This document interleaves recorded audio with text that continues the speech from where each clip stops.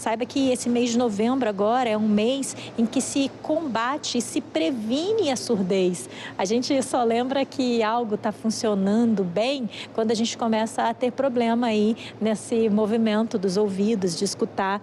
E para poder conversar um pouquinho a respeito da audição, dos cuidados da audição, a gente preparou uma reportagem especial para você e a gente vai acompanhá-la juntos agora.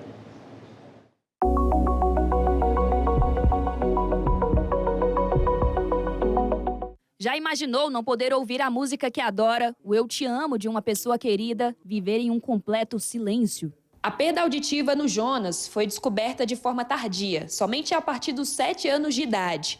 Em casa, o pai chamava e ele não respondia. Na escola, a mesma coisa. A chamada era feita e ele não atendia. E ele vivia num mundo silencioso. Mas agora, com a cirurgia de implante coclear, a vida dele mudou.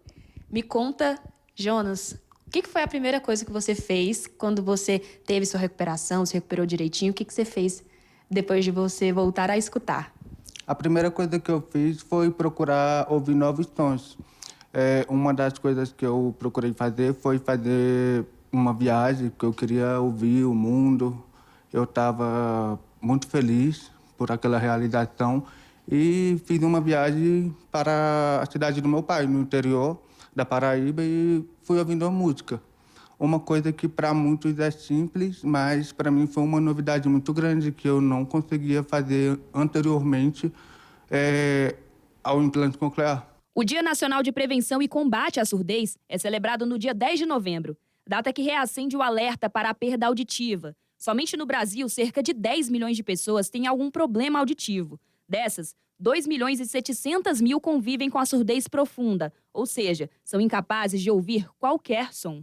A perda auditiva ela pode vir por um fator genético, pessoas que já nascem com a perda auditiva, né? Porque pai, mãe, alguém da família tem a perda auditiva. Nós temos os fatores das perdas auditivas adquiridas, né? Que são por conta de usos de medicamentos. Então, medicamentos acabam que podem trazer perda auditiva. Problemas de pressão alta, diabetes, o zumbido. O zumbido ele é um fator que eu sempre digo o seguinte, ele está ali para te mostrando que existe algo de errado no nosso organismo. E esse algo de errado pode ser a perda auditiva. Então, a gente precisa descobrir qual que é o fator, né? Qual que é a causa da sua perda auditiva e a causa também do zumbido. A dificuldade de escutar é apenas um dos muitos desafios enfrentados por essa comunidade. As pessoas ainda não se abriram a essa questão. Muitos pacientes que têm perda auditiva, eles acabam que não são inseridos no mercado de trabalho, eles sofrem bullying na faculdade, na escola, desde as nossas crianças. Então, outra coisa que acontece, que é importantíssimo falar, é a questão do isolamento social. A criança, o adolescente, o adulto acaba que se isola. Eu sempre digo, aqui na clínica a gente tem pacientes que eram casados, que estavam no processo de divórcio, e depois que o casal, a pessoa que tinha perda auditiva, colocou o aparelho auditivo, eles voltaram a ter uma convivência e reataram o casamento. Então, é algo que afeta não só a pessoa que tem a perda auditiva, afeta todo o âmbito social. A especialista orienta: o diagnóstico precoce e a prevenção podem evitar problemas ainda maiores. O principal hoje é a questão da exposição ao ruído, né?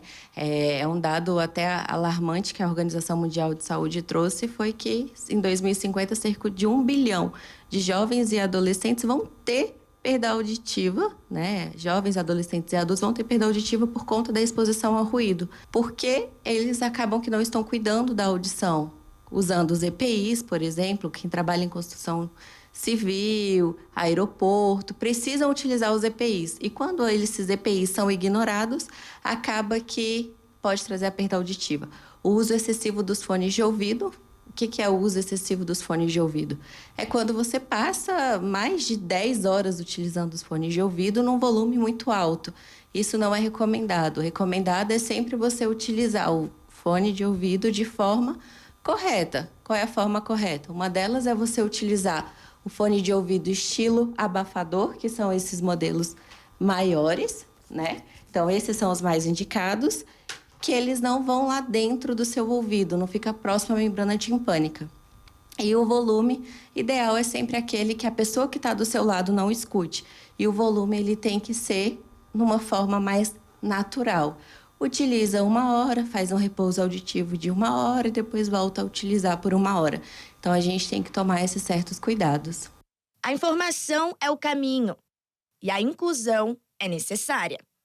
No caso desta intérprete de Libras, a língua brasileira de sinais chegou cedo na vida dela por um acaso e não saiu mais. Libras iniciou na minha vida, eu tinha 17 anos de idade, no primeiro emprego.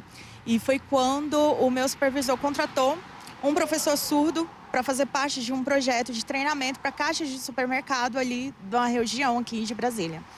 E Libras no Brasil chegou com a colonização, né? Conta-se que alguém da família real tinha um problema de surdez por conta de guerras e tudo mais, e essa pessoa de alta patente precisava se comunicar com outros soldados. E aí trouxe um professor francês aqui para o Brasil, foi onde começou a disseminar. Então, a nossa língua de sinais, ela é derivada da língua francesa de sinais. Então, assim começou a nossa língua de sinais aqui no Brasil. Ela defende mais apoio do Estado e da sociedade para que a língua brasileira de sinais também seja ensinada nas escolas. O nosso desafio é principalmente na educação, né? A Libras sendo ensinada desde a educação básica e também nas profissões, já nas graduações, isso vai fazer muita diferença. Isso é o maior desafio que a gente tem. Por exemplo, na área de saúde, né? Essa semana mesmo ocorreu de uma amiga que é enfermeira num dos locais, num dos hospitais regionais de Brasília. Chegou um paciente surdo e ele tinha pouca escrita, pouca leitura. A única forma de comunicação efetiva dele era Libras. Então, ela fez uma videochamada e aí ela conseguiu, através dessa comunicação, fazer um diagnóstico junto com a médica e ele conseguiu fazer esse tratamento, né, conseguiu se expressar.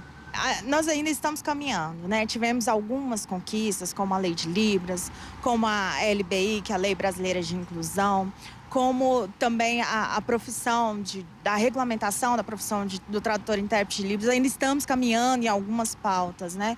Então, o nosso desafio é para além da lei ser criada, ela ser aplicada e fiscalizada. E para o bom ouvinte, Agora, como que está a sua vida? Como que tá as suas relações pessoais, com a sua família? Melhorou? Mudou de forma drástica, como se o mundo tivesse virado de cabeça para baixo, né? Eu saí de um mundo sem sons, em preto e branco, de um isolamento praticamente, né? E a relação mudou tanto dentro de casa com a minha família, quanto os amigos, até mesmo na vida social cotidiana do dia a dia. Como é bom ouvir barulho, né? É maravilhoso.